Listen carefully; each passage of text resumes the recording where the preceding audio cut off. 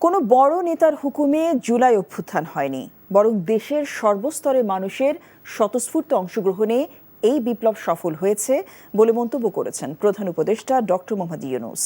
রাজধানীর ওসমানী স্মৃতি মিলনায়তনে মহিলা ও শিশু বিষয়ক মন্ত্রণালয়ের আয়োজনে প্রধান উপদেষ্টার সাথে সাক্ষাৎ করেন জুলাই আগস্টের অভ্যুত্থানে অংশ নেয়া কলেজ, বিশ্ববিদ্যালয় সহ বিভিন্ন শিক্ষা প্রতিষ্ঠানের ছাত্রীরা। এ সময় তিনি নারী শিক্ষার্থীদের নিজেদের ও দেশের সুন্দর ভবিষ্যৎ নির্মাণে উৎসাহ দেন এবং তাদের নানা দাবির কথা শোনেন। বলেন, মেয়েরা নতুন ভূমিকায় দেশ গড়ে সমাজকে এগিয়ে নিয়ে যাবে। জুলাই বিপ্লবে দেশের নারীরা যেভাবে ভূমিকা রেখেছিল সেই অনুপ্রেরণাকে ধারণ করে বড় স্বপ্ন অর্জনের আহ্বান জানান তিনি।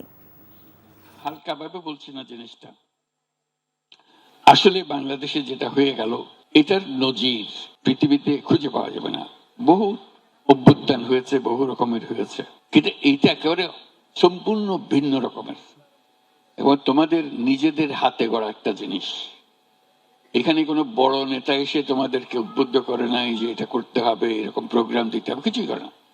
তোমরা স্বতঃস্ফূর্ত ভাবে করেছো এবং মেয়ে বলেছে তোমাদের আলাদা করে কেউ ডেকে নিয়ে গেছে না, তাই না? তোমরা নিজেরা এগিয়ে এসছো যে আমরা আছি, এটা আমাদের দাবি, আমাদের জিনিস।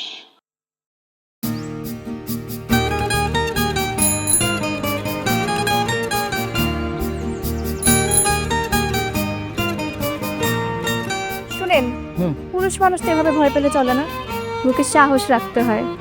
যা বলবেন সোজা সাপটা বলবেন।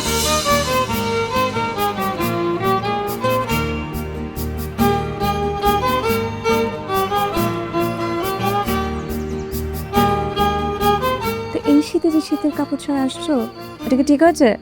তোমাকে দেখার পর থেকে আমার জীবন থেকে শীত, গ্রীষ্ম, বর্ষা সব চলে গেছে, শুধুমাত্র তুমি আছো।